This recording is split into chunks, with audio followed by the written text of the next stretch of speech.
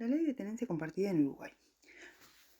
Se aprobó en un momento en que la sociedad discutía mucho sobre los derechos de las familias y el rol de los padres después de una separación. En esos años, el país venía impulsando varios cambios en temas de familia y género, lo que generó opiniones muy diferentes. Por un lado, había quienes pedían que ambos padres tuvieran la misma participación en la crianza de los hijos, y por otro, quienes advertían que podría ser riesgoso en casos de violencia doméstica. En ese contexto de debate y búsqueda de equilibrio entre la igualdad parental y la protección de los niños, surgió la Ley de Tenencia Compartida como parte de la actualización del derecho de familia en Uruguay. A continuación, presentamos los argumentos de los opositores. Número 1. Prioridad insuficiente al interés superior del niño. Se sostiene que la ley no garantiza que el interés del niño esté por encima de los derechos de los progenitores. Por ejemplo, el ex senador Charles Carrera afirmó que el proyecto no prioriza el interés del menor. También se critica que la norma proponga regímenes de tenencia compartida o visitas, incluso cuando hay denuncias de violencia intrafamiliar, lo que puede considerar un riesgo para la protección del menor. Número 2. Riesgo para niñas víctimas de violencia. Una gran preocupación es que la ley obligue o facilite el régimen de visitas o la tenencia compartida con un progenitor denunciado por violencia doméstica o de género, lo cual puede poner en peligro al menor. Las organizaciones adversas sostienen que someter a un niño, niña o adolescente a visitas con progenitores violentos es tortura. Número 3. Retroceso en derechos de infancia y enfoque adultocéntrico. Se arguye que la ley representa un retroceso legal, pues vuelve a considerar a los niños, niñas, como objetos de tutela en lugar de sujetos de derecho. También algunos opositores temen que la norma promueva una visión adultocéntrico de la familia que prioriza los derechos del progenitor por encima de la seguridad o bienestar del menor. Número 4. La falta de necesidad o de evidencia del cambio legislativo. Se ha dicho que la tenencia compartida ya existe en buena parte de los casos, según algunos criterios, y que no hay un problema estructural que justifique modificar la norma. También se señala que el proyecto no toma en cuenta adecuadamente la evidencia de violencia y vulneración de derechos de niñas al interior de familias separadas o conflictivas. Número 5. Potencial de criminalización de denuncias legítimas. Uno de los argumentos es que la ley podría estigmatizar o debilitar denuncias de violencia o de riesgo, al poner el foco en la igualdad de derechos entre padres sin suficientes salvaguardas para cuando hay violencia. Por ejemplo, se afirma que la norma criminaliza denuncias de violencia de género al dificultar que se suspendan automáticamente visitas mientras se investiga. Artículo 1. Principio de corresponsabilidad. Declara que tanto el padre como la madre tienen derechos y deberes iguales respecto a la crianza y educación de sus hijos. El Estado debe promover la corresponsabilidad parental, incluso cuando los padres estén separados. Establece que este principio debe regir todas las decisiones judiciales y administrativas relacionadas con niños y adolescentes. Artículo 2. Modificación del artículo 34 del Código de la Niñez y Adolescencia. Reafirma que los padres tienen responsabilidad parental compartida. Si los progenitores viven separados, ambos siguen teniendo el deber de cuidar, educar y mantener el contacto con sus hijos.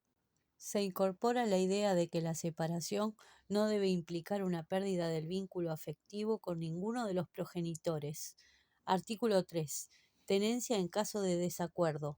Nuevo texto del artículo 35 del Código de la Niñez y Adolescencia. Este es el núcleo de la ley. Si los padres no llegan a un acuerdo sobre la tenencia, el juez decide según el interés superior del niño.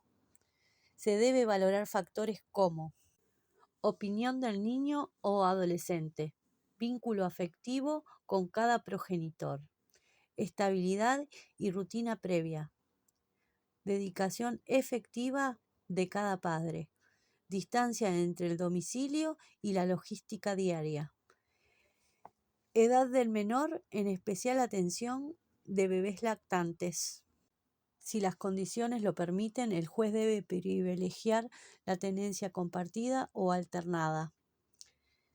Se fijan también los regímenes de visita y tiempos de convivencia. procurando el equilibrio y continuidad familiar. El mal relacionamiento entre los padres no debe ser razón suficiente para negar la tenencia compartida. El juez debe garantizar que los hermanos no sean separados y que se mantengan los lazos familiares ampliados. Artículo 4.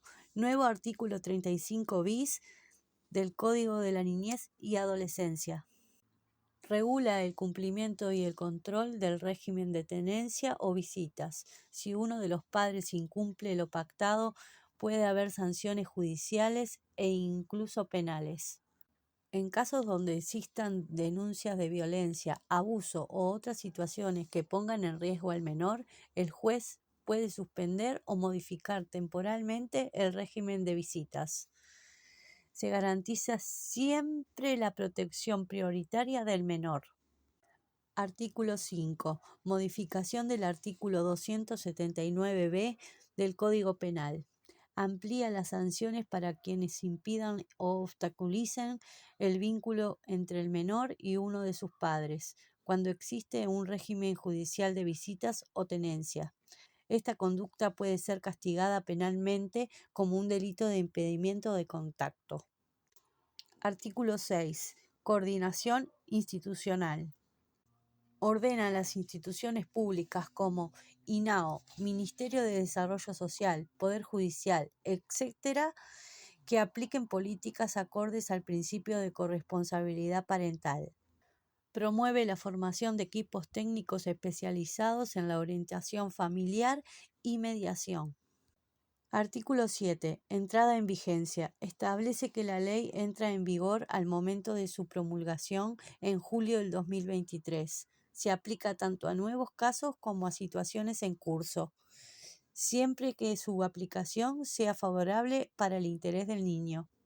Bueno, para mí la ley 20.141 sí es viable, sí se aplica en la práctica.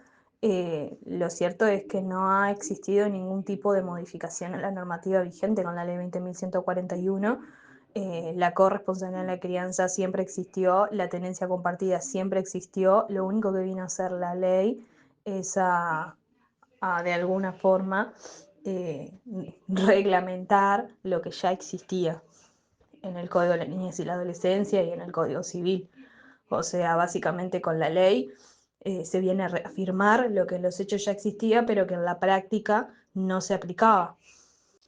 En cuanto a las críticas que han existido por situaciones que se han suscitado con violencia de género, sobre todo lo que es la violencia vicaria, entiendo que la ley no perjudica en absoluto esas situaciones, son cosas que van por vías diferentes, porque en los hechos todo lo que está establecido en la ley 20.141, reitero, ya existía en los hechos, nada más que no se aplicaba. Y la ley viene a reafirmar lo que en los hechos ya existía. Siempre se pudo establecer regímenes de tenencia compartida, siempre se pudo establecer, siempre, o sea, existió lo que es la corresponsabilidad en la crianza de los niños, que básicamente es la patria potestad de ambos padres.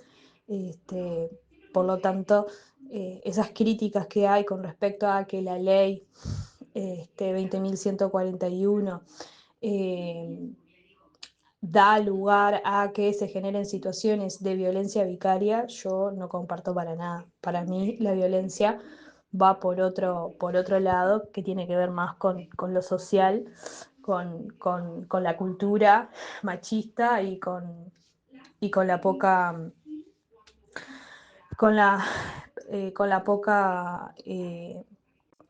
ayuda que tienen las mujeres víctimas de violencia basada en género. Yo entiendo que va por ese lado.